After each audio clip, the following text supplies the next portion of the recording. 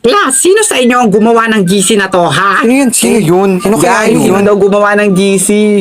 Hindi mo talaga kilala? Oo nga, sino daw yon? Pero di kami yun ha. Don't blame us. Ang lakas talaga ng loob yung galitin ako ngayong araw.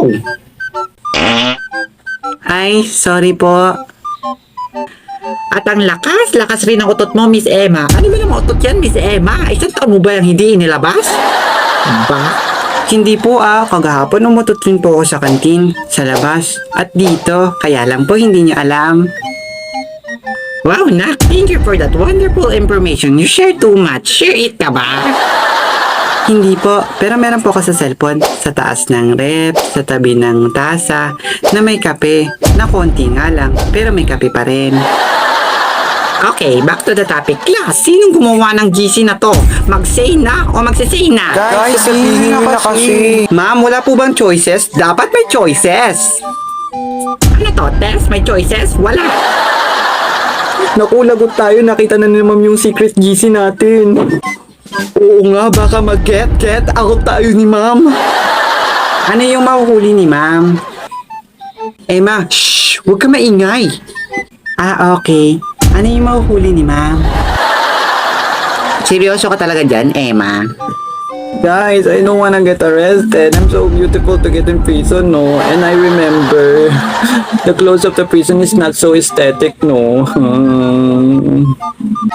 Don't worry, Audrey. Hindi ka naman makukulong. Ang OA naman ito.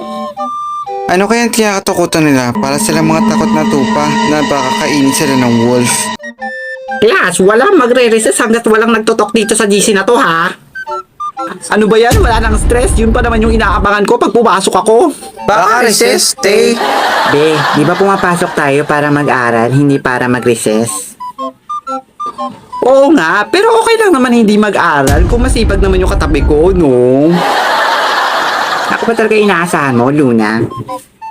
Oo naman, sino pa ba yung katabi ko? Si Emma. Ha? Bakit niyo ako tinatawag? May kailangan ba kayo?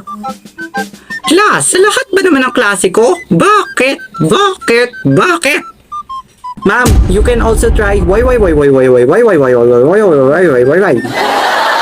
Class, sino sa inyo ang gumawa ng GC na to at nag-edit ng mukha ko? Naku po, lagot tayo kay ma'am. Ang ganda ng pagkakagawa nyo. Alam ko na maganda ako, pero ang ganda ng pagkakagawa nyo dito, ha? Nagmukha akong Miss Universe. Naku ma'am, ipapakita sana namin yan sa birthday nyo. Kaya lang nakita nyo na. Sino kaya yung nagsumbong? Sino kaya yun? Di ba ma'am, ako po yung nagsabi sa inyo na may ginawa silang surprise para sa inyo? Sinabi mo na paano magiging surprise yun? Gusto ko lang naman ipakita kay ma'am yung ginawa nyo. Tapos ang harsh nyo sa akin. Romantic actress. Pwede nyo pa naman ulitin yung ginawa nyo. Ay ma'am, paano po natin maibabalik ang panahon? Wala naman po tayong time machine, hindi po ba? Kunwari, hindi ko alam, nagulat ako. Ay, wow! Isn't it amazing? Amazing! Isn't it wonderful? Wonderful!